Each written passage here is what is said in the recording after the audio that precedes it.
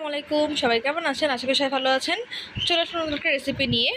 আজকে বানিয়ে দেখাবো চিকেন ডোনাট। তো চিকেন ডোনাটটা কিন্তু আপনারা চাইলে বাচ্চাদের টিফিনে বা কোনো গেস্ট আসলে বা স্পেশালি কোরবানির দিন সকালবেলা বা বিকালে গেস্ট আসলেও কিন্তু সার্ভ করতে পারেন। চলুন চিকেন ডোনাট কীভাবে বানাতে হবে পুরো প্রসিডিউরটা দেখিয়ে দিই।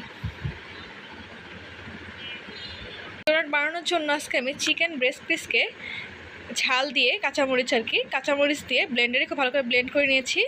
এখানে মাঝারি সাইজের একটা আলুকে আমি ম্যাশ করে নিয়েছি। এখানে আমি কিছু পেঁয়াজ বেরেস্তা দিয়ে দিলাম হাফ কাপের মতো।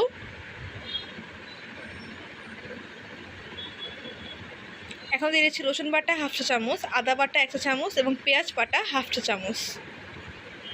এখন দিয়ে দিচ্ছি হলুদের গুঁড়া 1/4 চা চামচ, লবণ স্বাদ মতন, শুকনো মরিচের গুঁড়া 1/4 চা চামচ। এখন দিয়ে দিলাম সামান্য অরিগানো 1/4 চা চামচের মতন। এখন দিয়ে দিচ্ছি কর্নফ্লাওয়ার 4 টেবিল চামচ। তো অরিগানো কিন্তু আপনারা যে কোনো সুপার শপে বা বড় মুদির দোকানে পেয়ে যাবেন। তো একটা কথা বলে রাখি, এখানে কিন্তু আমি মাংসর সাথে কাঁচামরিচ দিয়ে ব্লেন্ড করেছি, তো ওখানে অলরেডি ঝাল আছে। তো সেই জন্য আমি শুকনো মরিচের গুঁড়োটা অল্প দিয়েছি 1/4 চা চামচ। আপনারা যে যেরকম ঝাল খান সে আন্দাজ করে ঝালের পরিমাণটা কমিয়ে বা বাড়িয়ে নিতে পারেন। যদি কাঁচামরিচ ইউজ না করেন তাহলে শুকনো মরিচের পরিমাণটা একটু বাড়াতে হবে, বা গোলমরিচটা আপনারা ইউজ করতে পারেন এখানে। এই পর্যায়ে দিয়ে দিচ্ছি টমেটো কেচাপ 1 টেবিল চামচের একটু বেশি। তাই খুব ভালো করে মিক্সড করে নিচ্ছি সবগুলো উপকরণকে। তো একদমই ইজি প্রসেস। মুরগির মাংস তো সবার বাসায় থাকেই সবসময়, তো খুবই ইজিভাবে কিন্তু আপনারা এই চিকেন ডোনাটটা বানিয়ে রাখতে পারেন। এটা কিন্তু আপনারা ইনস্ট্যান্ট বানিয়ে ভেজে খেতে পারেন অথবা ফ্রোজেন করে রাখতে পারেন। সেটা বলে দিচ্ছি কীভাবে করতে হবে। আগে চলেন শেপ দিয়ে নিই।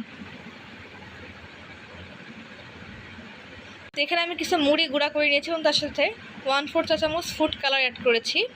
এখন দেখেন, অনেক সময় আমার বাসায় কী হয়, ব্রেড ক্রাম্ব থাকে না, সেক্ষেত্রে আপনারা কী করতে পারেন, আপনারা এরকমভাবে মুড়ি গুঁড়া করে তার মধ্যে 1/4 চা চামচ ফুড কালার ইউজ করতে পারেন, অথবা সেটা স্কিপ করলেও হবে।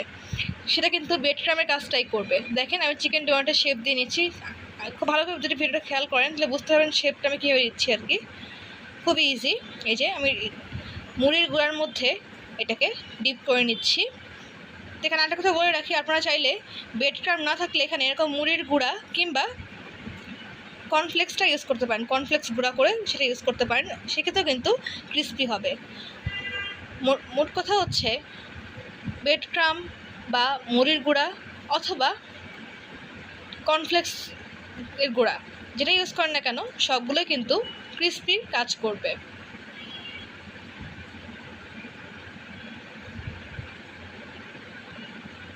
এই যে আমি ভালো করে শেপ দিয়ে সবগুলো চিকেন ডোনাটকে মুড়ির গুঁড়ার মধ্যে ডিপ করে নিচ্ছি। তাদের একটা কোটিং হয়ে যাচ্ছে উপরে, ঠিক যেমনটা ব্রেড ক্রাম্বে হয়ে থাকে।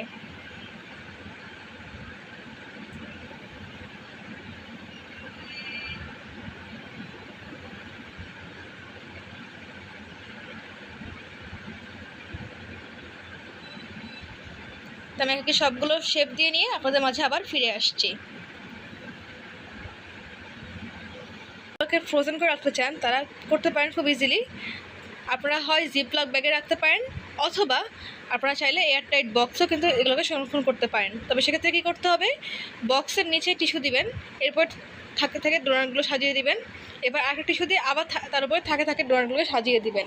তার ফলে ডোনাটগুলো কিন্তু শেপ নষ্ট হবে না এবং খুব সুন্দর থাকবে।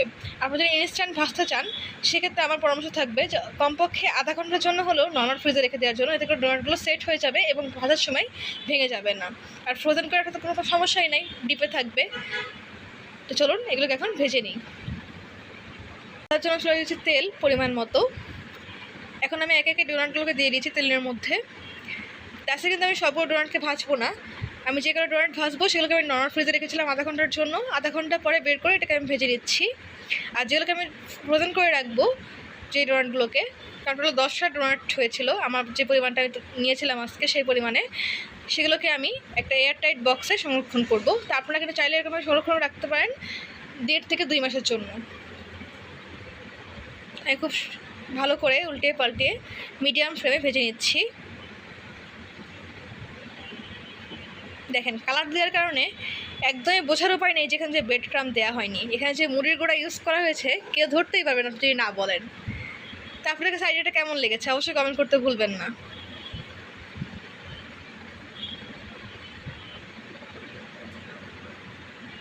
এই যে ভাজা হয়ে গেছে, আমি তুলে নিচ্ছি।